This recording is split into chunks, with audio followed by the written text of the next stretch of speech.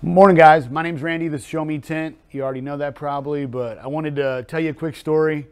My guy really wanted me to tell you this story about something that pretty traumatic happened. So I don't know. A lot of guys don't know, or maybe you do know, but last year I bought a TRX, and they were pretty rare in this area, so it was kind of a big deal. For us, it was a big deal because we got to launch it a bunch right when we bought it. Like took it out and launched it and launched it. Well, I was driving it to work pretty much every day for a while because it was new and I was having fun. Well, I think it was like about a year ago today or something right around that. And I went to remote start it and I didn't hear it turn on. It was like the end of the day. It was like 8, 9 o'clock for me. I worked pretty late. And so I was like, oh man, I didn't. So I got out there to see what was going on and it didn't remote start. And I remembered my son probably didn't shut the door all the way in the morning. So I ran out there, hit the button real quick.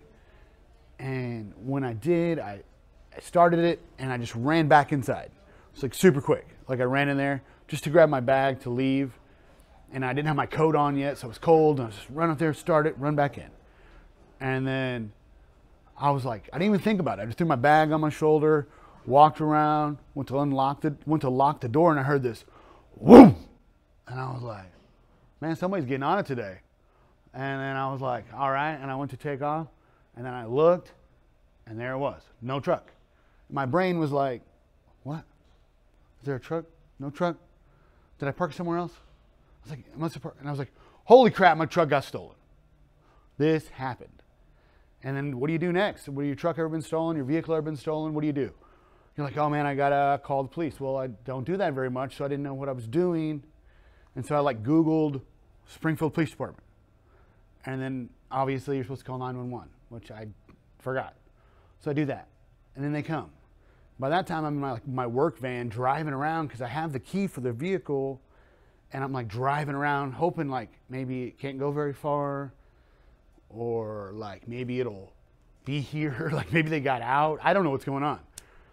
And it's like, you know, it's 702 horsepower if you don't know that. So I'm in a Ford Transit.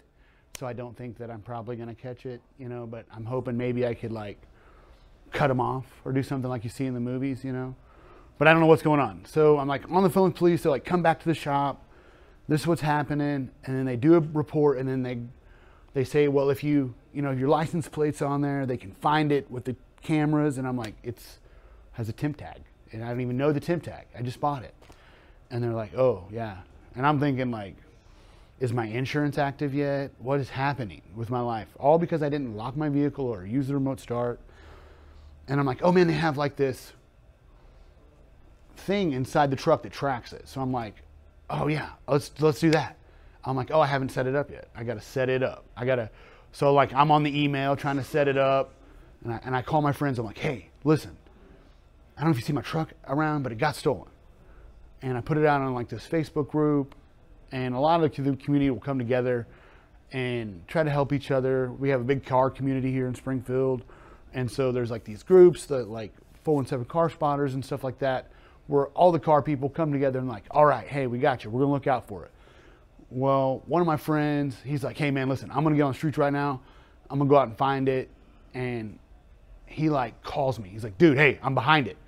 I saw it at a gas station. It took off fast. I'm doing like 140 miles an hour. So I know that's like crazy illegal. But like he's like calling me, giving me updates. And like, I jump in my van and I'm like trying to get over where he's at. And I guess they like took off through some ditches and through an alley. And he like made him like turn a corner really hard and like hit a curb. And I guess everybody bailed out. So by the time I got there, all the doors were open, my truck's running. The whole thing was under like 2 hours. Like it was the longest 2 hours of my life. But we got there, we got the truck back. Have no idea who stole it. Craziest thing. He's like, hey, listen, we got it back to the shop, checking it for damages, put it on the scanner, looking underneath it, seeing what happened. Found a cell phone. I'm like, oh my God. So we take it to the store. I'm like, hey, listen, these people stole my truck and this is their cell phone. I want to find out who it is. You know what I mean? So we get it turned on. And then like next day, work day, we're like, hey, you know, working away. And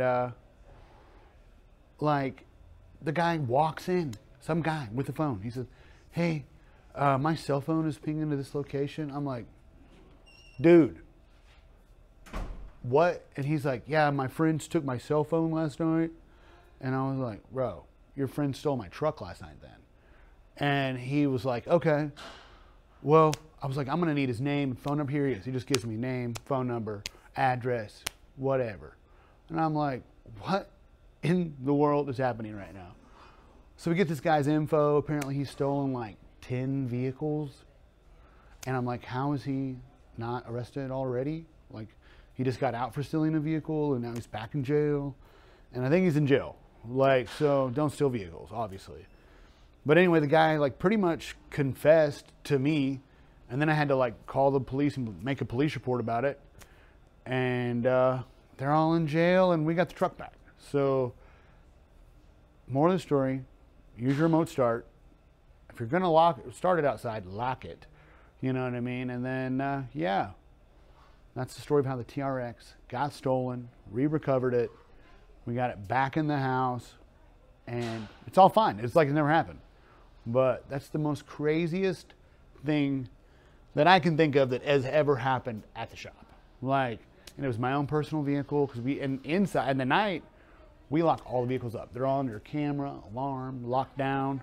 These things have like 9 cameras on them right now. If you look around, you'll see 1, 2, 3, 4, 5, 6 in this front bay. You know, but my own personal stuff outside, I'm about to drive it home. You know what I mean? And just happened to catch somebody walking by that planned on taking it. So be careful out there, people. You never know what could happen to you. So thanks for checking it out. Make sure you subscribe and like and listen to more crazy stories. We got a bunch of crazy stuff playing.